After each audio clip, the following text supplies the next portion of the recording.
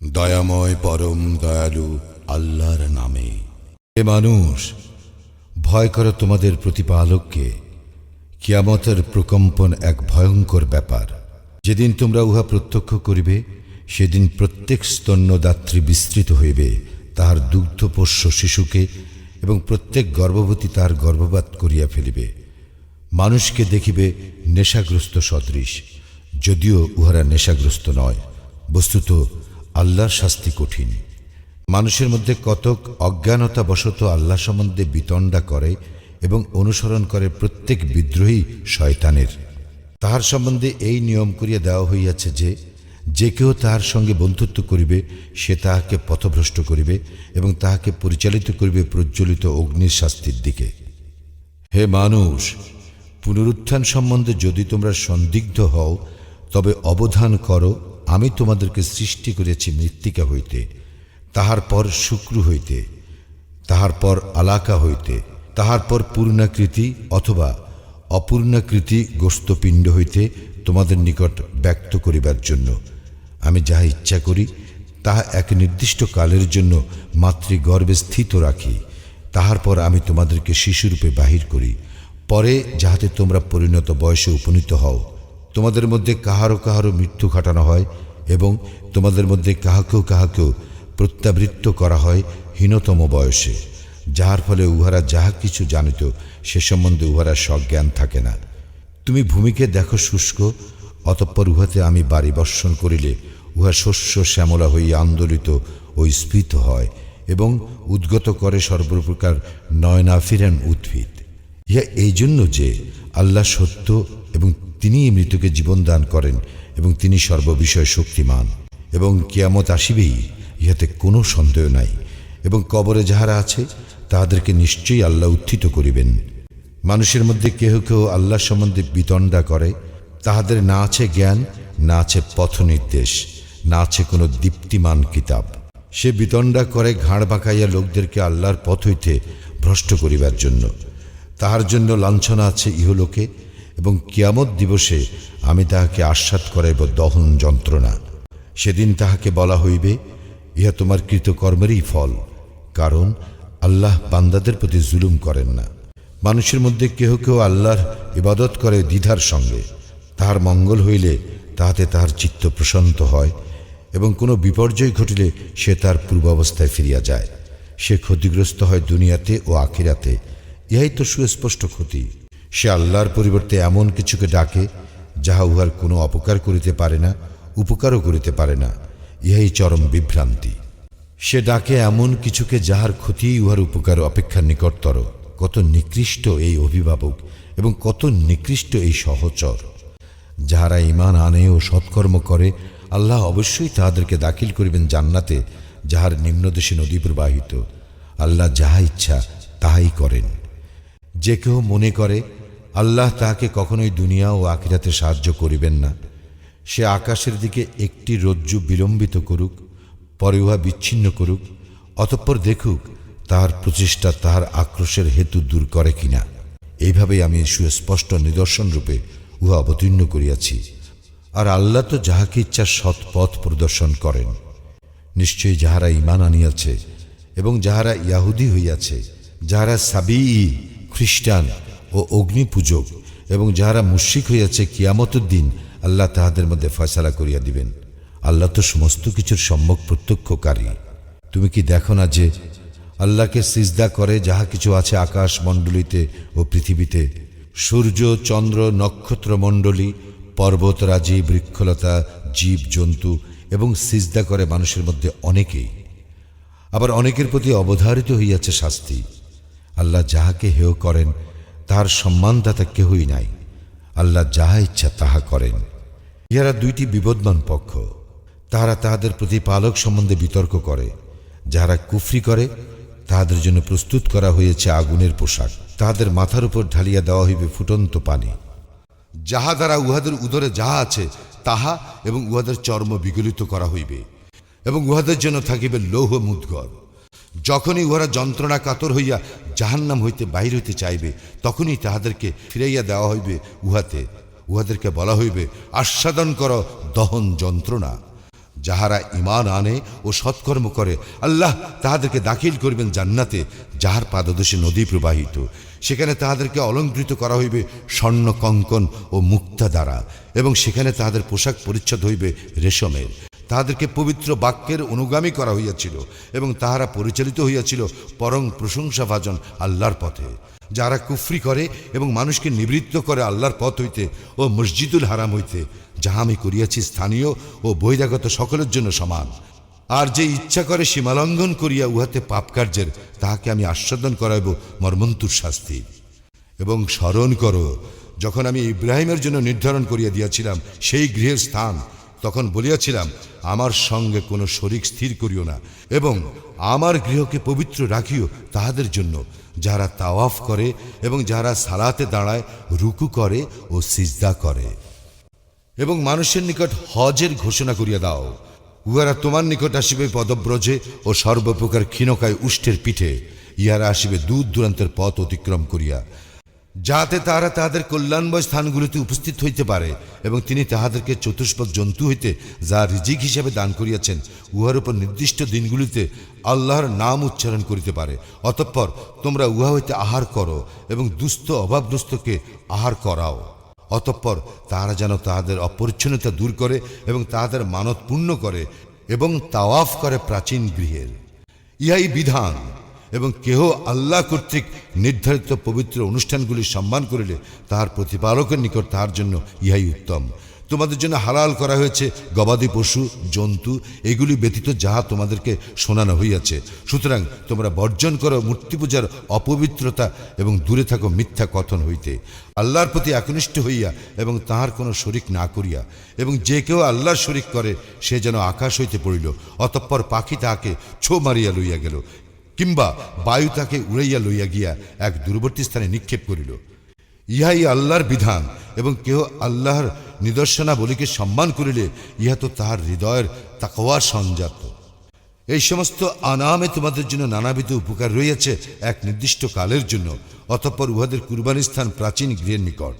আমি প্রত্যেক সম্প্রদায়ের জন্য কুরবানির নিয়ম করিয়া দিয়াছি। তিনি তাহাদেরকে জীবন উপকরণ স্বরূপ যে সকল চতুষ্পদ জন্তু দিয়াছেন, সেগুলির উপর যেন তাহারা আল্লাহর নাম উচ্চারণ করে। তোমাদের ইলাহ এক ইলাহ, সুতরাং তাহারের নিকট আত্মসমর্পণ করো এবং সুসংবাদ দাও বিনীতগণকে। যাদের হৃদয় ভয়ে কম্পিত হয় আল্লাহর নাম স্মরণ করা হইলে, যারা তাহাদের বিপদ আপদে ধৈর্য ধারণ করে এবং সালাত কায়েম করে, এবং আমি তাহাদেরকে যে রিজিক দিয়াছি তাহা হইতে ব্যয় করে। এবং উষ্ট্রকে করিয়াছি আল্লাহর নিদর্শনগুলির অন্যতম। তোমাদের জন্য উহাতে মঙ্গল রহিয়া, সারিবদ্ধভাবে দণ্ডায়মান অবস্থায় উহাদের উপর তোমরা আল্লাহর নাম উচ্চারণ করো। যখন উহারা কাঠ হইয়া পড়িয়া যায়, তখন তোমরা উহা হইতে আহার করো, এবং আহার করাও ধৈর্যশীল অভাবগ্রস্তকে ও যাচনাকারী অভাবগ্রস্তকে। এইভাবে আমি উহাদেরকে তোমাদের অধীন করিয়া দিয়াছি, যাহাতে তোমরা কৃতজ্ঞতা প্রকাশ করো। কখনোই আল্লাহর নিকট পৌঁছায় না উহাদের গোশত এবং রক্ত, বরং পৌঁছায় তোমাদের তাকওয়া। এইভাবে তিনি ইহাদেরকে তোমাদের অধীন করিয়া দিয়াছেন, যাহাতে তোমরা আল্লাহ শ্রেষ্ঠত্ব ঘোষণা করো, এই জন্য যে তিনি তোমাদেরকে পথ প্রদর্শন করিয়াছেন। সুতরাং তুমি সুসংবাদ দাও সৎকর্মপরায়ণদেরকে। অবশ্যই আল্লাহ রক্ষা করেন মুমিনদেরকে। তিনি কোনো বিশ্বাসঘাতক অকৃতজ্ঞকে পছন্দ করেন না। যুদ্ধের অনুমতি দেওয়া হইল তাহাদেরকে যারা আক্রান্ত হইয়াছে, কারণ তাহাদের প্রতি অত্যাচার করা হইয়াছে। আল্লাহ নিশ্চয়ই তাহাদেরকে সাহায্য করিতে সম্যক সক্ষম। তাহাদেরকে তাহাদের ঘর বাড়ি হইতে অন্যায়ভাবে বহিষ্কার করা হইয়াছে, শুধু এই কারণে যে তাহারা বলে, আমাদের প্রতিপালক আল্লাহ। আল্লাহ যদি মানব জাতির এক দলকে অন্য দল দ্বারা প্রতিহত না করিতেন, তাহলে বিধ্বস্ত হইয়া যাইত খ্রিস্টান সংসার বিরাগীদের উপাসনা স্থান, গির্জা, ইহুদীদের উপাসনালয় এবং মসজিদ সমূহ, যাহাতে অধিক স্মরণ করা হয় আল্লাহর নাম। আল্লাহ নিশ্চয়ই তাহাকে সাহায্য করেন যে তাহাকে সাহায্য করে। আল্লাহ নিশ্চয়ই শক্তিমান, পরাক্রমশালী। আমি ইহাদেরকে পৃথিবীতে প্রতিষ্ঠা দান করিলে ইহারা সালাত কায়েম করিবে, জাকাত দিবে এবং সৎকর্মের নির্দেশ দিবে এবং অসৎকর্ম নিষেধ করিবে। আর সকল কর্মের পরিণাম আল্লাহর ইখতিয়ারে। এবং লোকেরা যদি তোমাকে অস্বীকার করে, তবে উহাদের পূর্বে অস্বীকার করিয়াছিল তো নূহ, আদ ও সামুদের সম্প্রদায়, ইব্রাহিম ও লূতের সম্প্রদায়। এবং মাদিয়ানবাসীরা আর অস্বীকার করা হইয়াছিল মূসাকেও। আমি কাফিরদেরকে অবকাশ দিয়াছিলাম, অতঃপর তাহাদেরকে শাস্তি দিয়াছিলাম। অতএব কেমন ছিল শাস্তি? আমি ধ্বংস করিয়াছি কত জনপদ যেগুলির বাসিন্দা ছিল জালিম। এইসব জনপদ তাহাদের ঘরের ছাদসহ ধ্বংসস্তূপে পরিণত হইয়াছিল, এবং কত কূপ পরিত্যক্ত হইয়াছিল ও কত সুদৃঢ় প্রাসাদও। তাহারা কি দেশ ভ্রমণ করে নাই? তাহলে তাহারা জ্ঞান বুদ্ধি সম্পন্ন হৃদয় ও শ্রুতি শক্তি সম্পন্ন শ্রবণের অধিকারী হইতে পারিত। বস্তুত চক্ষু তো অন্ধ নয়, বরং অন্ধ হইতেছে বক্ষস্থিত হৃদয়। তাহারা তোমাকে শাস্তি ত্বরান্বিত করিতে বলে, অথচ আল্লাহ তাহার প্রতিশ্রুতির কখনো ভঙ্গ করেন না। তোমার প্রতিপালকের নিকট একদিন তোমাদের গণনার সহস্র বৎসরের সমান। এবং আমি অবকাশ দিয়াছি কত জনপদকে যখন উহারা ছিল জালিম, অতঃপর উহাদেরকে শাস্তি দিয়াছি, এবং প্রত্যাবর্তন আমারই নিকট। বলো, হে মানুষ, আমি তো তোমাদের জন্য এক স্পষ্ট সতর্ককারী। সুতরাং যারা ঈমান আনে ও সৎকর্ম করে তাহাদের জন্য আছে ক্ষমা ও সম্মানজনক জীবিকা, এবং যাহারা আমার আয়াতকে ব্যর্থ করিবার চেষ্টা করে তাহারাই হইবে জাহান্নামের অধিবাসী। আমি তোমার পূর্বে যে সমস্ত রাসূল কিংবা নবী প্রেরণ করিয়াছি তাহাদের কেহ যখনই কিছু আকাঙ্ক্ষা করিয়াছে তখনই শয়তান তাহার আকাঙ্ক্ষায় কিছু প্রক্ষিপ্ত করিয়াছে। কিন্তু শয়তান যাহা প্রক্ষিপ্ত করে আল্লাহ তাহা বিদ্রুত করেন। অতঃপর আল্লাহ তাহার আয়াতসমূহকে সুপ্রতিষ্ঠিত করেন, এবং আল্লাহ সর্বজ্ঞ প্রজ্ঞাময়। ইহা এই জন্য যে শয়তান যাহা প্রক্ষিপ্ত করে তিনি উহাকে পরীক্ষা স্বরূপ করেন তাহাদের জন্য যাহাদের অন্তরে ব্যাধি রইয়াছে ও যাহারা পাষাণ হৃদয়। নিশ্চয়ই জালিমরা দুস্তর মতভেদে রহিয়াছে। এবং এই জন্য যে যাহাদেরকে জ্ঞান দেওয়া হইয়াছে তাহারা যেন জানিতে পারে যে ইহা তোমার প্রতিপালকের নিকট হইতে প্রেরিত সত্য। অতঃপর তাহারা যেন উহাতে বিশ্বাস স্থাপন করে এবং তাহাদের অন্তর যেন উহার প্রতি অনুগত হয়। যাহারা ঈমান আনিয়াছে তাহাদেরকে অবশ্যই আল্লাহ সরল পথে পরিচালিত করেন। যাহারা কুফরি করিয়াছে তাহারা উহাতে সন্দেহ পোষণ হইতে বিরত হইবে না, যতক্ষণ না উহাদের নিকট কিয়ামত আসিয়া পড়িবে আকস্মিকভাবে, অথবা আসিয়া পড়িবে এক বন্ধা দিনের শাস্তি। সেদিন আল্লাহরই আধিপত্য, তিনিই তাহাদের বিচার করিবেন। সুতরাং যাহারা ঈমান আনে ও সৎকর্ম করে তাহারা অবস্থান করিবে সুখদ কাননে। আর যাহারা কুফরি করে ও আমার আয়াতসমূহকে অস্বীকার করে তাহাদেরই জন্য রহিয়াছে লাঞ্ছনাদায়ক শাস্তি। এবং যাহারা হিজরত করিয়াছে আল্লাহর পথে, অতঃপর নিহত হইয়াছে অথবা মারা গিয়াছে, তাহাদেরকে আল্লাহ অবশ্যই উৎকৃষ্ট জীবিকা দান করিবেন। আর নিশ্চয়ই আল্লাহ তিনি তো সর্বোৎকৃষ্ট রিজিক দাতা। তিনি তাহাদেরকে অবশ্যই এমন স্থানে দাখিল করিবেন যাহা তাহারা পছন্দ করিবে, এবং আল্লাহ তো সম্যক প্রজ্ঞাময়, পরম সহনশীল। ইহাই হইয়া থাকে, কোন ব্যক্তি নিপীড়িত হইয়া তুল্য প্রতিশোধ গ্রহণ করিলে ও পুনরায় সে অত্যাচারিত হইলে আল্লাহ তাহাকে অবশ্যই সাহায্য করিবেন। আল্লাহ নিশ্চয়ই পাপ মোচনকারী, ক্ষমাশীল। উহা এই জন্য যে আল্লাহ রাত্রিকে প্রবিষ্ট করান দিবসের মধ্যে এবং দিবসকে প্রবিষ্ট করান রাত্রির মধ্যে, এবং আল্লাহ সর্বশ্রোতা, সম্যক দ্রষ্টা। এই জন্য যে আল্লাহ তিনি সত্য, এবং উহারা তাহার পরিবর্তে যাহাকে ডাকে উহা তো অসত্য, এবং আল্লাহ তিনি তো সমুচ্চ মহান।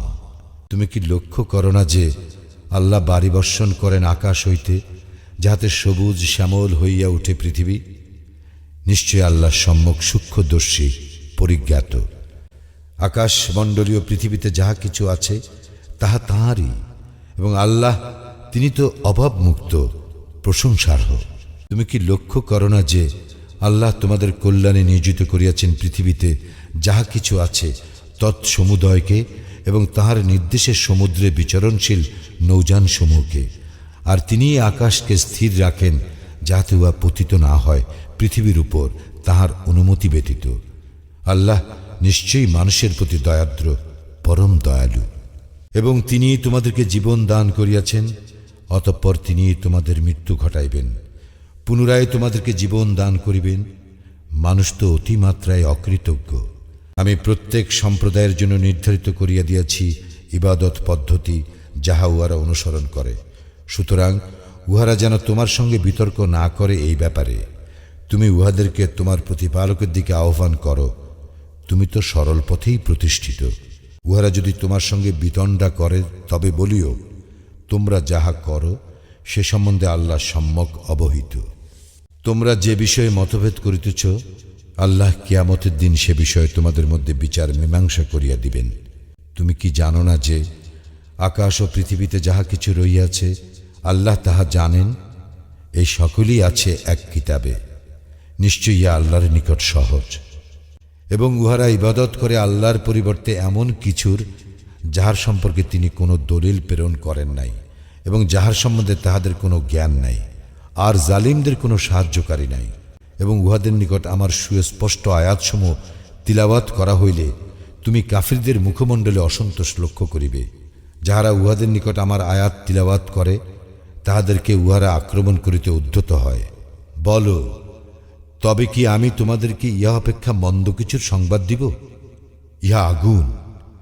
এ বিষয়ে আল্লাহ প্রতিশ্রুতি দিয়াছেন কাফিরদেরকে, এবং ইহা কত নিকৃষ্ট প্রত্যাবর্তন স্থল। হে মানুষ, একটি উপমা দেওয়া হইতেছে, মনোযোগ সহকারে উহা শ্রবণ করো।